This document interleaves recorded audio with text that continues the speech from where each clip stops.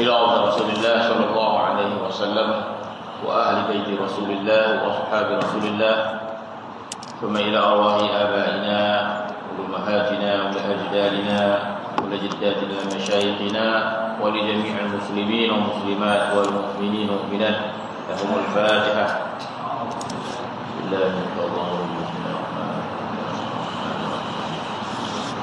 إياك نعبد وإياك نستعين.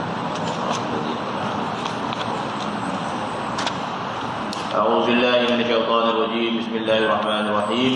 الحمد لله رب العالمين والصلاة والسلام على أشرف الأنبياء والمرسلين سيدنا محمد وعلى آله وصحبه أجمعين. رب اشرح لي صدري ويسر لي أمري واحلل عقدة من لساني يفقهوا قولي. Jadi Al-Arus 42. Qala al-mu'allif rahimahullah wa nafa'ana bi'ilmi fid dharain amin. Fasal pada menyatakan nafsu dan yang lainnya. Syahdan apabila suka dan menuntut, apabila suka dan menuntut nafsu itu akan syahwat, maka hendaklah engkau ingat dengan hukum syarak. Jika ditegah oleh syarak, maka janganlah engkau turun kehendaknya. Maka misalnya seperti binatang engkau, binatang kepunyaan engkau, apabila hendak makan ia akan tanaman orang, maka hendaklah engkau ikat akan dia. Dalam kitab kata bukan ikat, tutup mata dia, ataupun ikat, kita ikat. Kerana jika makan ia akan tanaman orang, maka jadilah binasa engkau. Kena marah dengan orang dan sebagainya lah. Jadi seterusnya tentang mujahadah, tentang jihad. Allah Subhanahu wa taala jadikan kita, Allah Subhanahu wa taala mempermudahkan kita. Allah Subhanahu wa taala jadikan nafsu pada diri setiap orang. Yang mana nafsu itu Allah Taala sifatkan dalam Al-Quran, nafsu itu bersifat dengan tak baik, sifat jahat. Allah Subhanahu wa taala berfirman, innan nafsa la ammaratun bisu. Nafsu itu bersangatan mengajak tuannya kepada kejahatan. Pada zahir dia nafsu itu tidak baik. Ya, nafsu tidak baik. Sebab nafsu itulah yang membinasakan kita. Ketika mana Allah Subhanahu wa taala menjadikan syurga, Allah Subhanahu wa taala perintahkan malaikat supaya lihat kepada syurga yang dijadikan oleh Allah Subhanahu wa taala. Allah Subhanahu wa taala jadikan syurga, jadikan neraka untuk siapa? Untuk manusia. Bahkan Allah Subhanahu wa taala menjadikan alam ini untuk manusia. Jadi manusia inilah maksud kejadian. Manusia inilah rahsia kejadian. Jadi sekian makhluk yang Allah Ta'ala jadikan, makhluk yang paling Tuhan muliakan adalah manusia. Allah Subhanahu wa taala berfirman dalam Quran, walaqad karramna bani Adam. Yang lain Tuhan tak muliakan kok. Jadi yang lain Tuhan muliakan juga sebab ciptaan dia.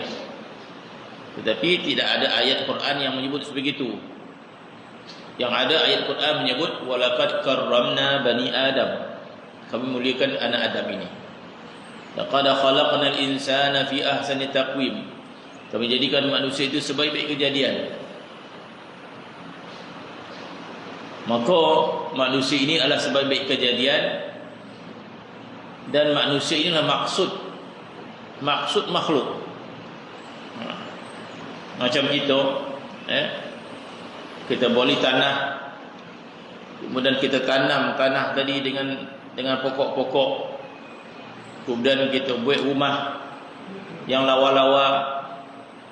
Kemudian kita ambil tukang gaji, ada tukang kebun dia, ambil pula tukang masak. Maksud dia apa ni? Maksud dia nak nikah seorang. Maksud dia ada seseorang isteri yang dia cintai. Jadi yang lawa-lawa semua isteri dia maksud dia. Kalau rumah terlawa tak ada isteri dia, tak ada faedah dia. Itu masa dia berduit lah. Masa dia berduit, masa dia tak berduit, tak adalah kebun-kebun tu dah. Rumah kecil je lah. Tapi yang penting maksudnya adalah isterinya. Contoh kan, yang banyak-banyak tumbuh-tumbuhan semua ada di Bali. Yalah, betul lah tu. Tapi maksud dia seorang yang dicintai. Begitulah manusia ini Allah Subhanahu Wa Taala jadikan manusia ini maksud ciptaan. Allah Taala jadikan neraka, jadikan syurga. Allah Subhanahu Wa Taala jadikan langit, jadikan matahari. Dalam Al-Quran banyak ayat yang telah gunakan kalimah sakhara, sin khara. Sakhara ni nak terjemah bahasa Melayu pun satu perkataan tak jumpa.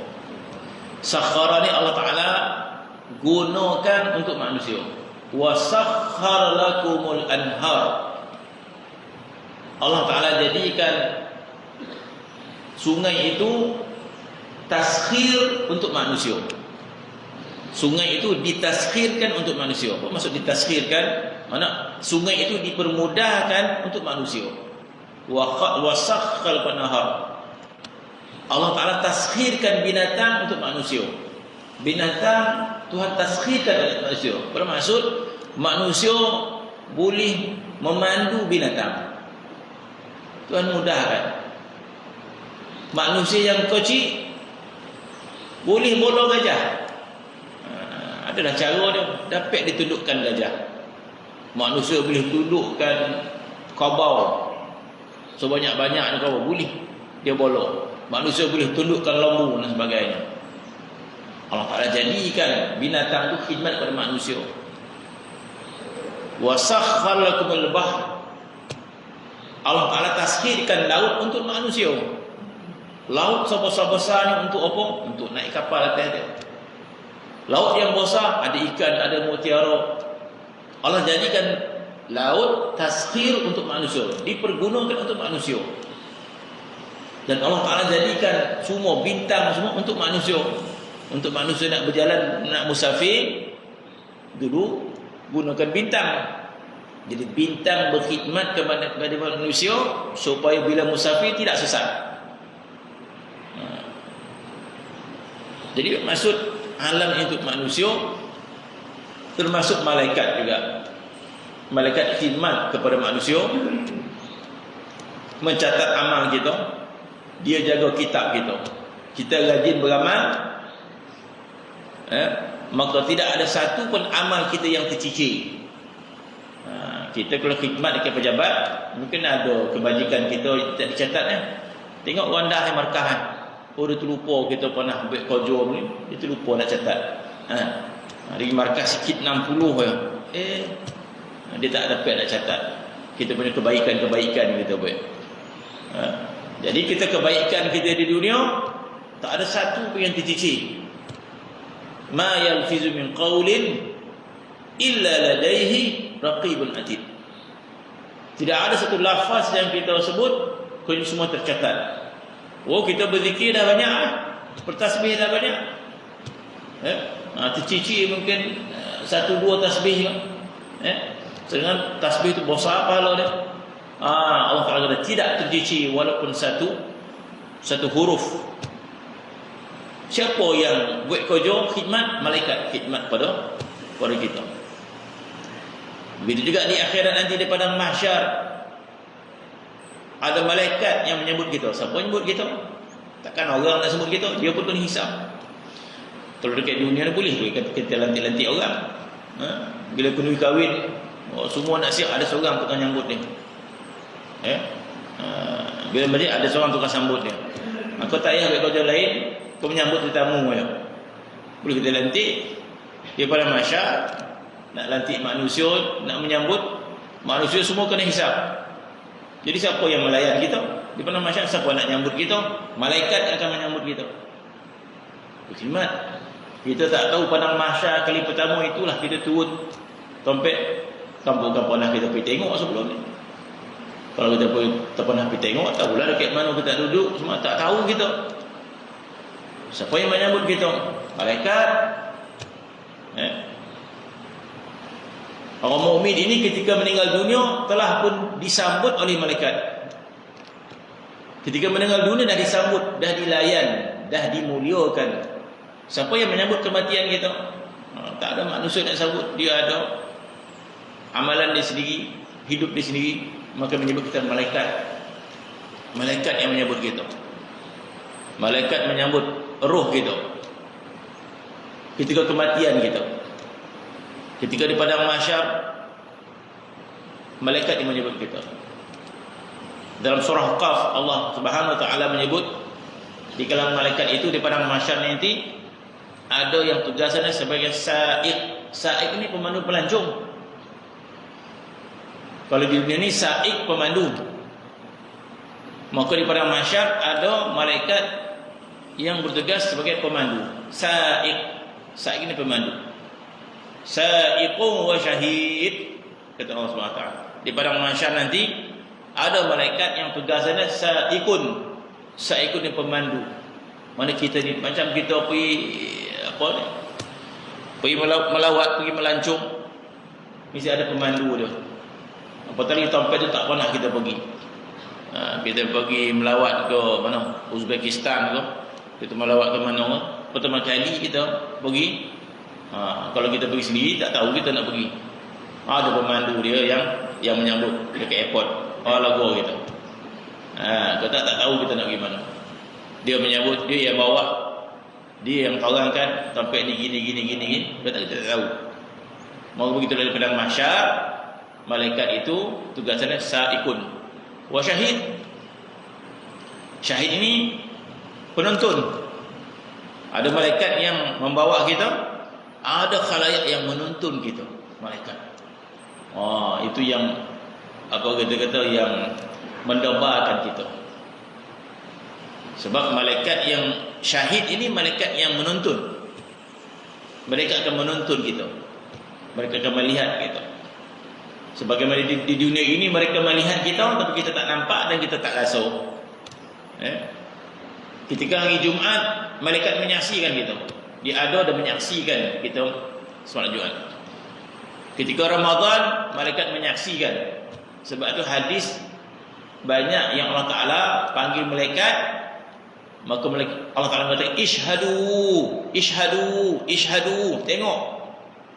Tengok manusia ini. Ishhadu. Ketika manusia pergi ke Arafah menunaikan haji, maka Allah Ta'ala mengatakan Ishhadu, saksikan. Atuni sya'san ghabran. Mereka datang kepada aku. Sya'san, kusut masai rambut dia. Ghabran, berdebu.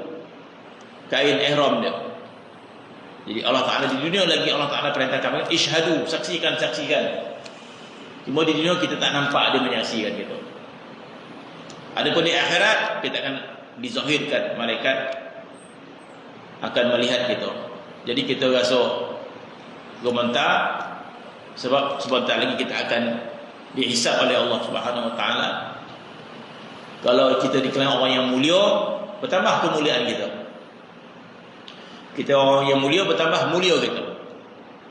Macam kalau kita buat sesuatu kebaikan kat dunia ni, kita jadi ada satu benda kita buat, maka kita dipanggil di hadapan tokoh ibu misali.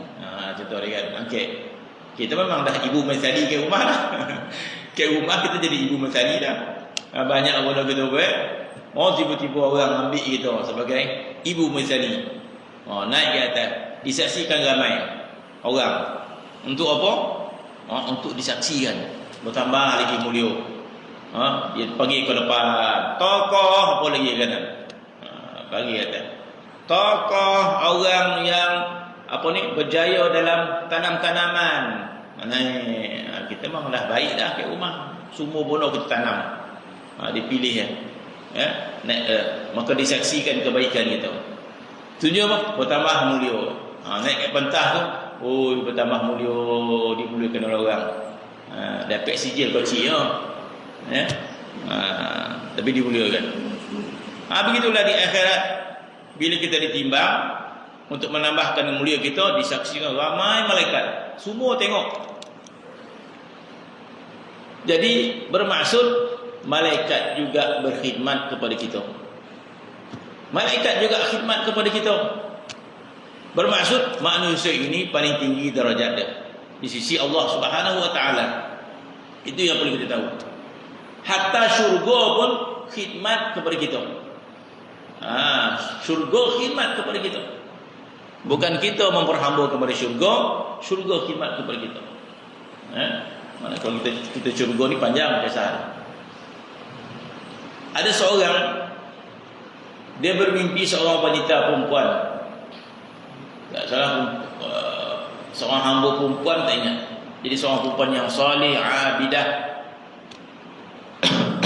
yang meninggal dunia. Tak salah, hamba tak ingat. Jadi tuan dia bermimpi kepada orang perempuan ni yang abidah salihan, dia berada dalam syurga. Orang perempuan ni boleh mati lagi. Dia boleh mati lagi. Tapi lelaki ni dia bermimpi perempuan yang soleh masuk syurga.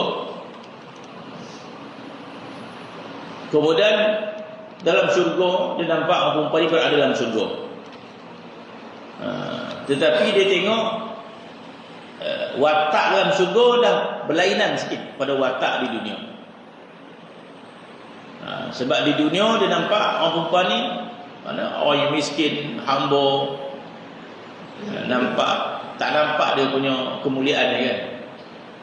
Tetapi dalam syurga dia melihat watak wanita ni berlainan, macam sombong. Dia nampak macam sombong sikit lah. Sebab dia dimuliakan, dilayan, semua dilayan. Macam kita nampak raja lah, macam sombong raja, bukan sombong. Raja tu bukan sombong, sebabkan banyak orang layan dia, kita nampak dia macam sombong. Dia tak sombong pun. Tapi kita tengok banyak dia ada driver dia, tukang masak dia, tukang ulu air dia. Mana nampak dibesarkan. Jadi perempuan tadi nampak macam sombong. Dia kata lain macam pula tengok. Dia kata tak, dia kata inilah watak penghuni syurga dia kata. Nampak macam sombong? Tak, inilah watak penghuni syurga. Kenapa sebegitu? Sebab manusia ini adalah Tuhan. Manusia ini Tuhan. Jadi kalau tak faham, dia nampak macam sombong. Tak. Sebab manusia ini Tuhan kepada syurga. Sebab itu jalannya jalan orang yang hebat, jalan orang yang macam orang yang bangga. Tak. Tapi inilah watak penghuni syurga. Sebab dia adalah Tuhan kepada seluruh penghuni syurga tu. Dia Tuhan. Bukan hamba. Syurga itu yang memperhambakan diri kepada penghuni syurga. Penghuni syurga ni dia nak apa pun dapat. Dia nak apa? Semua tunduk kepada penghuni syurga. Pokok tunduk kepada penghuni syurga. Bukan kita yang terhegeh-hegeh nak buah tu. Nak mana buah ni, terhegeh-hegeh hal kita, meloncat-loncat tak dapat, meloncat-loncat tak dapat. Nak manjat pula ponggo ada. Termimpi-mimpi lah gitu. Mimpi waktu ni buah mempolam atas aja. Dia bawa masak, mencalah masak. Terhegeh-hegeh lah gitu. Meloncat-loncat tak dapat. Nak loncat tak kono. Nak manjat pada ponggo pula. Takkah kita memperhambakan diri kita pada buah tu? Tok buah tu boleh cakap dia kesian tu pun.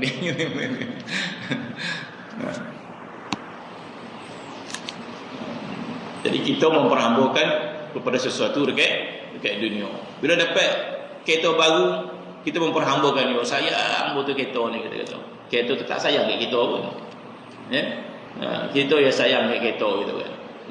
Pandang sayang gitu. Kita memperhambakan diri kepada harta kita. Adapun di dalam syurga, kita tidak memperhambakan diri kepada kepada sesuatu yang ada di syurga. Syurga itu memperhambakan diri kepada kita. Apa tanda syurga itu memperhambakan diri kepada kita? Sebab dalam syurga, bila kita hendak dapat, tak ada syurga itu memperhambakan diri kepada kita. Setiap syurga itu menghiburkan kita. Setiap syurga itu bertindak menghiburkan kita. Bila mana mata kita bila memandang, maka semua akan berhias untuk kita. Bila telinga kita ingin mendengar, semua akan keluarkan bunyi untuk menghiburkan kita. Tak ada sesuatu yang boleh menyakitkan kita. Macam burung dekat pondok tu kan, sakit betul telinga dengar. Kalau tak sana tak lari dia. Jadi dia tidak menyakitkan kita, dia menjaga kita, sehingga khadam dalam syurga tidak akan menyakitkan kita. Sehingga khadam dalam syurga disebut dia duduk jauh benar pun tidak, duduk dekat benar pun tidak. Khadam syurga dia tidak duduk dekat kita sampai polak gitu, pergilah jauh sikit tak ada. Dia tahu duduk jauh benar pun tidak, dekat benar pun tidak. Maka dalam syurga kita memandang, nampak burung teringin pula nak makan burung, tahu datang kepada kita, dah siap terpanggang disebut. Dan nak makan burung ni rasa. Maka datang burung tu terpanggang. Bila kita nampak buah-buahan syurga teringin pula, kita sedap pula nampak buahan. Tak payah loncek-loncek tak. Dia menghulurkan dahan daripada kita sampai kita boleh capai dalam keadaan kita berbaring. Tak payah bongkar dah. Dalam keadaan berbaring itu, baringlah. Maka buah itu akan menghulurkan buah kepada kita. Tak pokok khidmat kepada kita dalam syurga. Wadaniyatan alaihim zilaluha. Apa? Wazulul qutufuha.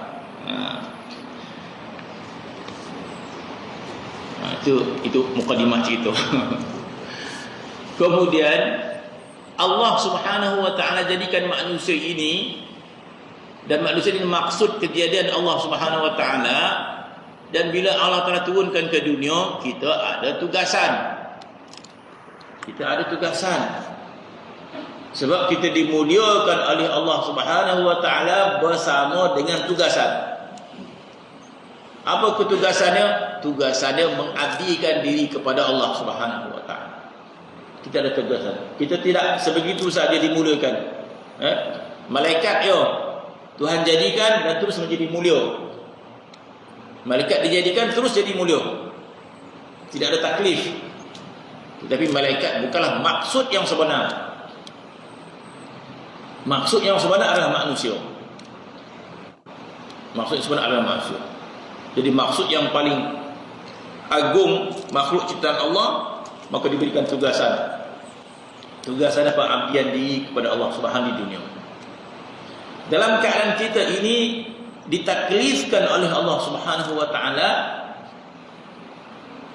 dan perlu mujahadah untuk menunjukkan kebaikan kita pada Allah Subhanahu wa taala, maka Allah Taala jadikan kita cabaran-cabaran yang perlu kita hadapi. Ada nama syaitan yang perlu kita hadapi. Ada nama dunia yang perlu kita hadapi. Pada zahir dia merupakan satu kejahatan yang boleh membinasakan kita. Hasutan syaitan boleh membinasakan kita. Maka ada ayat-ayat yang kita minta lindung daripada syaitan. Dunia boleh membinasakan kita. Bahkan lebih daripada itu, Allah Subhanahu wa taala menyebut bahawa anak isteri itu juga fitnah kepada manusia. Dan di antara benda yang boleh membinasakan manusia adalah nafsu.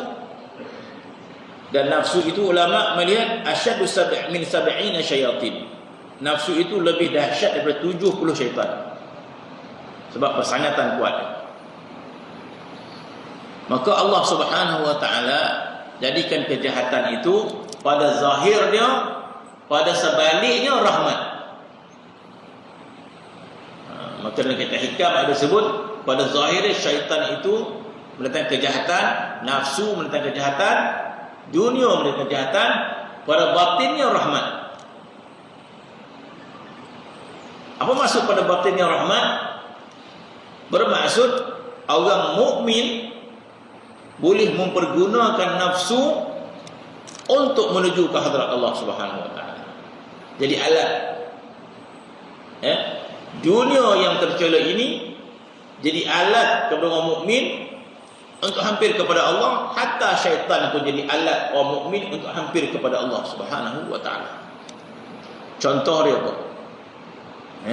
Pada zahir dia jahat, pada batin dia rahmat. Sebagai contoh, seseorang yang mencintai seseorang, seorang lelaki mencintai seorang perempuan, seorang wanita kan. Jangan orang lelaki ni bolehlah cari idea macam mana orang perempuan nak rapat ni. Dia kata nak rapat macam mana. Dia tak boleh nak rapat dona. Dia tak rapat dona, duduk jauh. Sekali digunakan anjing. Datang anjing yang jahat.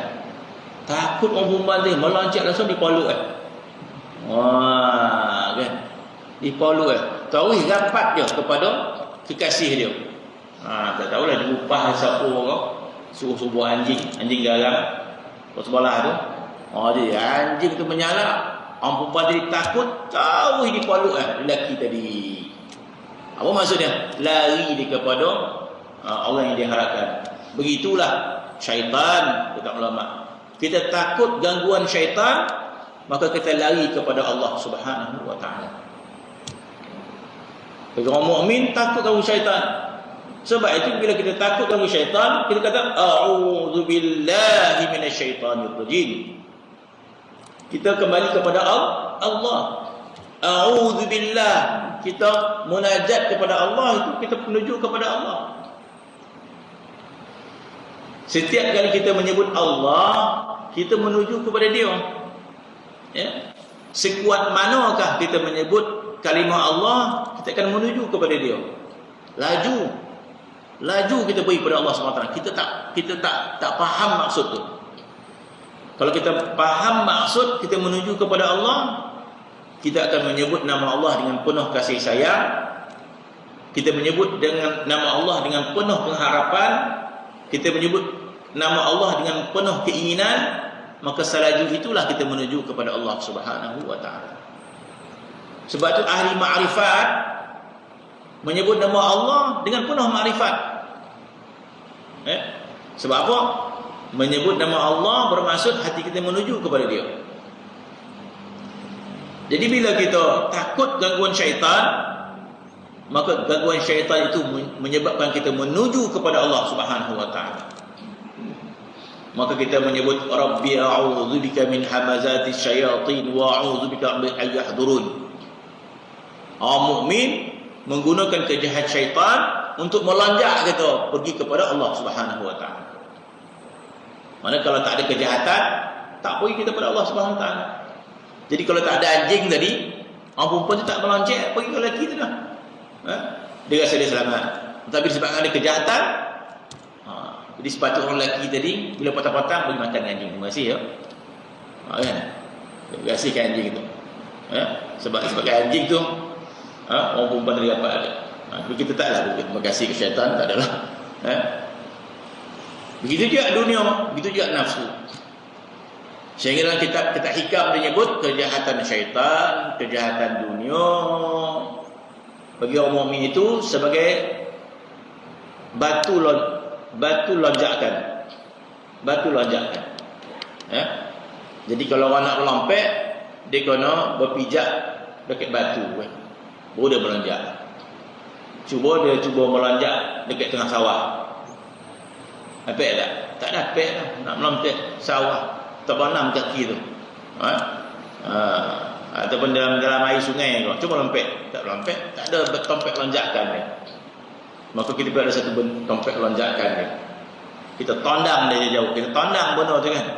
Kita tondang dia jauh-jauh. Kita pun melonjak kepada. Jadi syaitan dunia kita tondang dia, maka kita menuju ke hadrat Allah Subhanahu wa taala. Nafsu itu jahat. Dan Allah Ta'ala letakkan nafsu yang jahat itu dalam diri kita. Tak ke bahaya? Kalau kita fikir sekali, tak ke bahaya? Manusia ini makhluk yang dimuliakan oleh Allah Subhanahu wa taala. Dan nafsu itu bila Allah Subhanahu wa taala jadikan syurga, maka Tuhan perintahkan malaikat melihat syurga yang dijadikan oleh Allah Subhanahu wa taala, syurga neraka. Maka malaikat melihat syurga dan neraka, maka malaikat mengelengkan kepala. Maka kata mereka, kalau macam ni binasalah manusia. Ya Allah, kalau beginilah rupa syurga dan neraka, binasalah. Siapakah yang boleh terselamat daripada neraka? Kenapa? Maka malaikat mengatakan, huffatil jannah bil makarih wa huffatin niran bi syahwat. Malaikat yang melihat surga itu, mereka mengatakan huffatil jannah bil makarih. Syurga itu diliputi oleh sesuatu yang nafsu tak suka. Benda yang nafsu tak suka. Wa huffatin niran bi syahwat. Neraka itu diliputi oleh nafsu syahwat. Bermaksud syurga, neraka itu sesuatu yang nafsu suka nak buat. Sedangkan syurga itu sesuatu yang nafsu tak suka nak buat. Macam mana manusia nak berjaya masuk?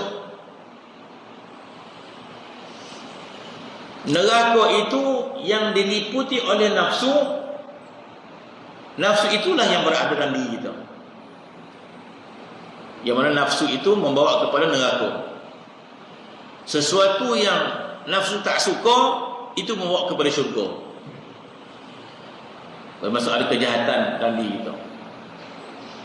Dan kejahatan nafsu dalam diri kita itu merupakan rahmat daripada Allah Subhanahu wa taala.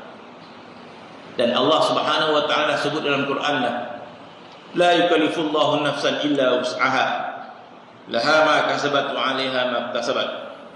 Allah taala tidak memberatkan manusia kecuali sesuatu yang dia mampu lakukan. Bermaksud walaupun nafsu itu ada dalam diri kita, tapi Allah Ta'ala menjadikan kita mampu untuk melawannya. Bukan tak mampu, kita mampu untuk melawannya. Jadi kita perlu ada keinginan. Bermaksud kalau kita ada keinginan melawan nafsu, maka kita mampu melakukannya. Jadi orang yang tak mampu itu bukan tak mampu, dia tak nak lawan pernafsu dia, itu saja.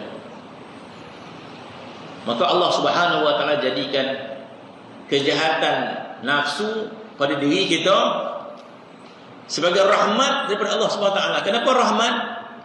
Sebab lawan nafsu ni tak nampak satu, dan tak ada susah pun. Dia orang tak nampak pun.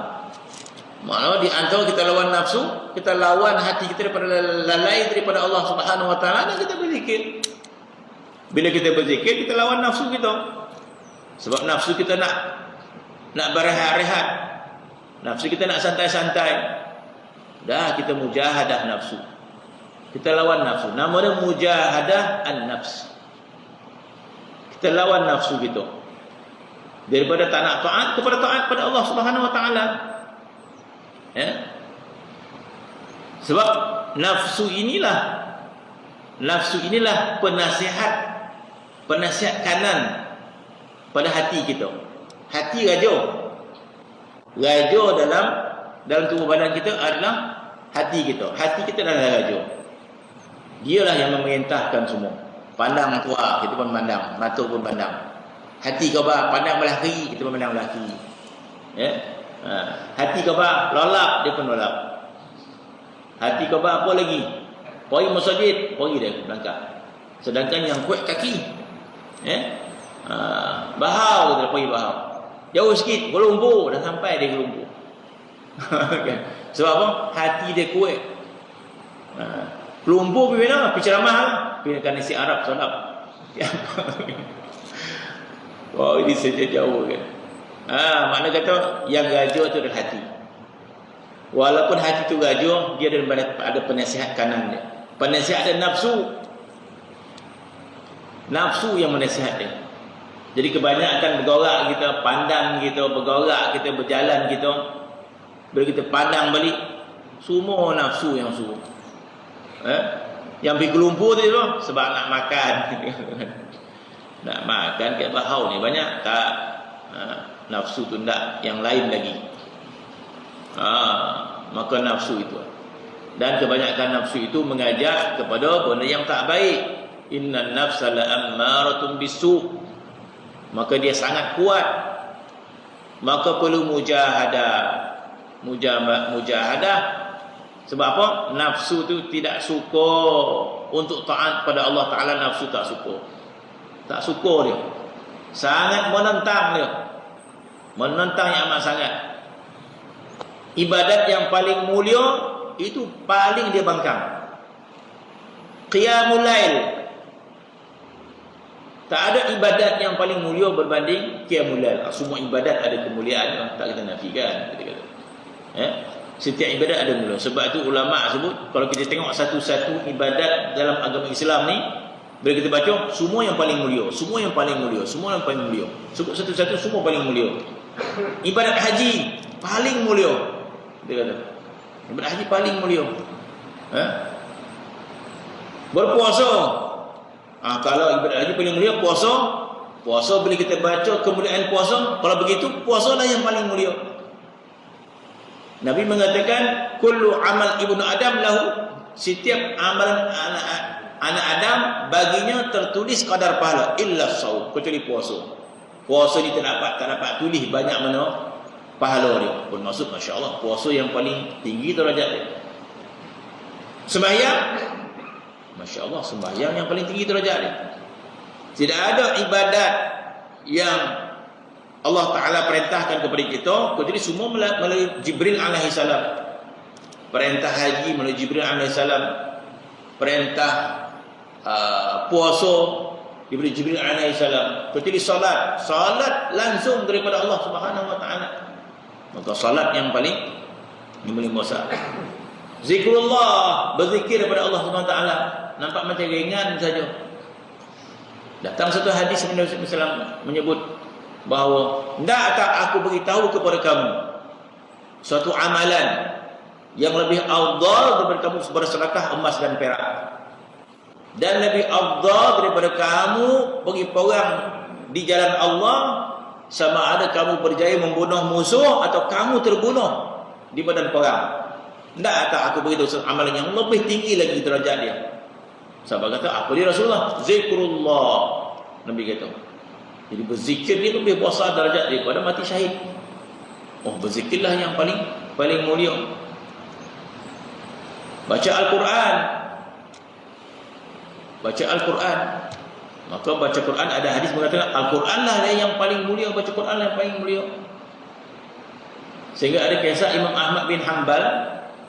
Imam Ahmad bin Hanbal kerap bermimpi bertemu dengan Allah Subhanahu wa taala.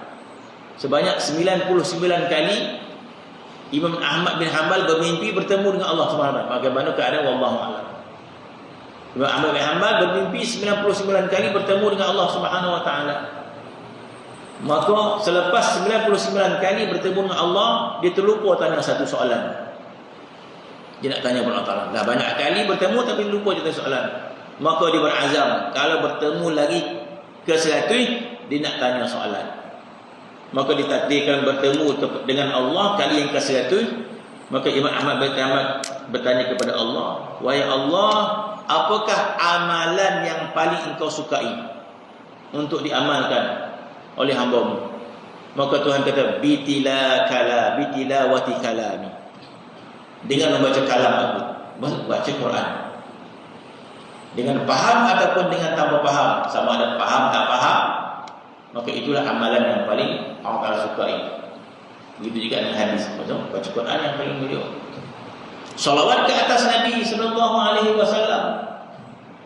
Apa kelebihan dia? Kelebihan dia, Nabi mengatakan, man shalla alayya salatan sallallahu biha asyara. Barang siapa salawat ke atas aku sekali, maka Allah Ta'ala akan bersalawat ke atas 10 kali. Man shalla alayya salatan sallallahu biha asyara. Sehingga hadis ini menyebabkan Nabi sujud syukur dekat Madinah Al-Munawwarah, dekat belakang Madinah tu, dekat belakang masjid Nabi tu. Zaman dulu lebih kurang dalam 2 ke 3 kilometer dan masjid Nabi itu, zaman Nabi ada kebun tamar. Maka Nabi berjalan dengan muktamar itu, maka di sinilah datang Jibril alaihi salam mengatakan, man shalla 'alaika salatan sallallahu biha asyra.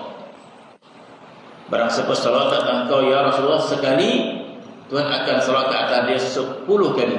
Maka Nabi sujud syukur berterima kasih di atas kemuliaan itu dengan sujud yang amat panjang. Maksudnya sujud tak bangun-bangun. Sehingga sahabat Nabi yang mengiringi Nabi dah jadi bimbang dah, pacut dah. Nabi dah mati ke apa? Dah tercabut nyawa ke apa? Kenapa? Sebab lama sangat Nabi sujud tak bangun-bangun. Maka sahabat dia bimbang, Nabi nyawa dah tercabut. Maka sahabat Nabi pegang lagi. Alhamdulillah. Mana menggambarkan lamanya Nabi sujud. Jadi Nabi sujud syukur kalau panjang itu maksud dia Nabi sangat berterima kasih. Nabi sangat gembira dengan kurnia Allah Subhanahu wa taala. Bila bangun barulah sahabat tadi tanya, "Sujud apakah ini ya Rasulullah?" Nabi mengatakan, "Baru sebentar Jibril mengatakan kepada aku, barang siapa salat ke atas aku sekali, Tuhan akan salat ke atas orang itu 10 kali." Maka kata ulama, jangankan 10 kali Tuhan salawat ke atas kita. Ulama berkomentar, dipersetujui oleh ulama-ulama yang lain. Jangankan 10 kali Allah Ta'ala salawat ke atas kita, cukup 1 kali. Cukup 1 kali. Apa maksud Tuhan salawat ke atas kita? Tuhan mencurahkan rahmat kepada kita, Tuhan memandang pandangan rahmat kepada kita. Itu maksud salawat Tuhan kepada kita. Jadi ulama akan jangankan 10 kali, cukup 1 kali Tuhan salawat ke atas kita, maka diletakkan pada satu timbangan. Timbangannya apa? Salawat Tuhan ke atas kita 1 kali letak. Satu lagi timbangan. Yang ini seluruh ibadat kita, sedekah kita, baca Quran kita, berzikir kita, pergi haji kita, berjihad kita, semua yang kita lakukan kecuali salawat. Semua kita lakukan, letak timbang dua ni. Yang satu lagi, salawat Tuhan ke atas kita. Maka berat lagi salawat Tuhan kepada kita dengan seluruh ibadat kita kepada Allah Subhanahu wa taala. Itu satu salawat. Kenapa? Sebab ulama kata ibadat yang kita lakukan, semua ibadat, sedekah kita, haji kita, jihad kita, mengikut kudrat yang ada pada kita. Banyak manalah kudrat kita ni, letak dalamnya. Adapun salawat Allah Ta'ala mengikut kebesaran Allah Subhanahu wa taala, maka berat dari satu salawat Allah Subhanahu wa taala. Maka ulama sepakat mengatakan salawat hanya paling afdal berbanding ibadat yang lain. Jadi ala kulli hal, ulama menceritakan bahawa dalam Islam ini bila kita berbicara tentang satu-satu ibadat, menggambarkan ibadat inilah yang paling mulia, inilah yang paling mulia. Maka semua ibadat itu adalah mulia di sisi Allah Subhanahu wa taala. Maka nak tutup ni. Dalam masa ni. Kalau hilang tadi.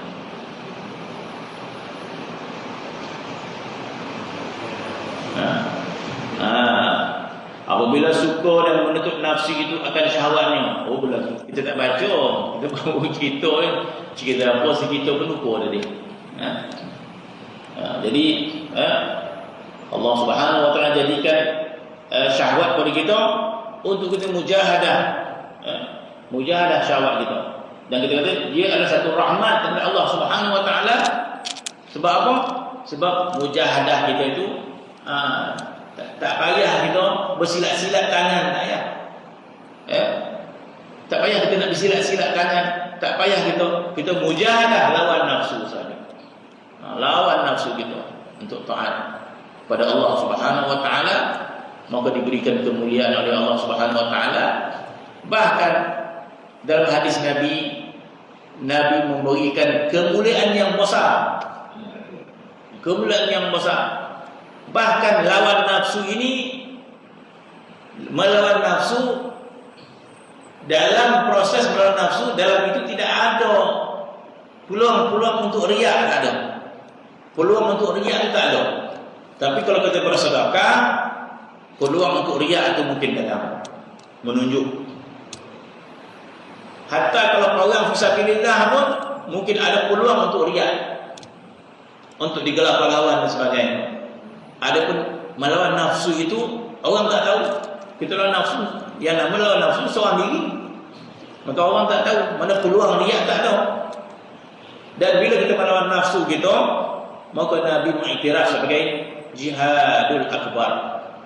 Jihad akbar. Maka diceritakan beberapa kali Nabi SAW balik daripada berperang, balik ke Madinah. Beberapa kali balik daripada perang, menuju ke Madinah. Yang mana dalam peperang tadi ada yang luka, ada yang mati syahid. Kemudian sebelum berperang kena berlatih. Nabi tak tahu yang masuk perang, kena latihan, kena persediaan dan sebagainya.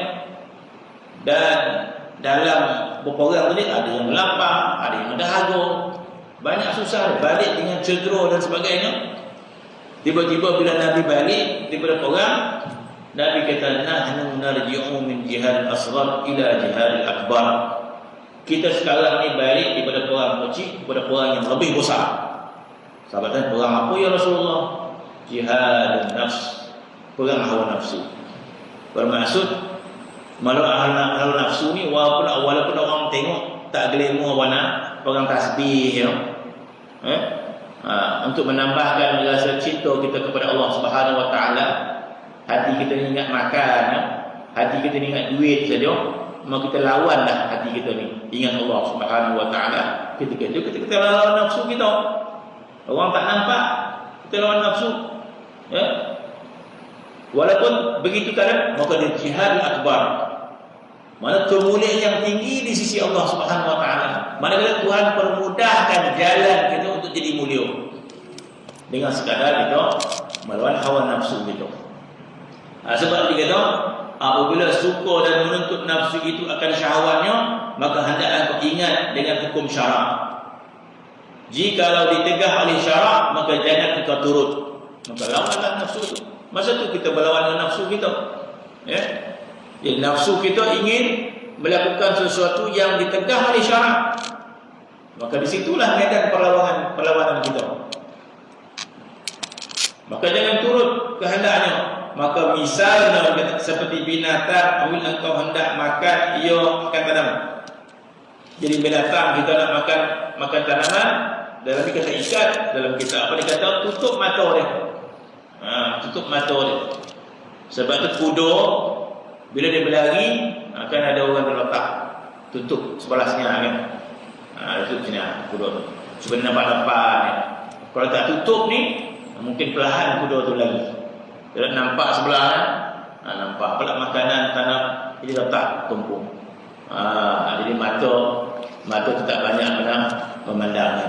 Maka dia kata begitulah nafsu ini. Jangan pandang macam-macam. Jadi nafsu ni bila memandang, mengingati macam-macam lah.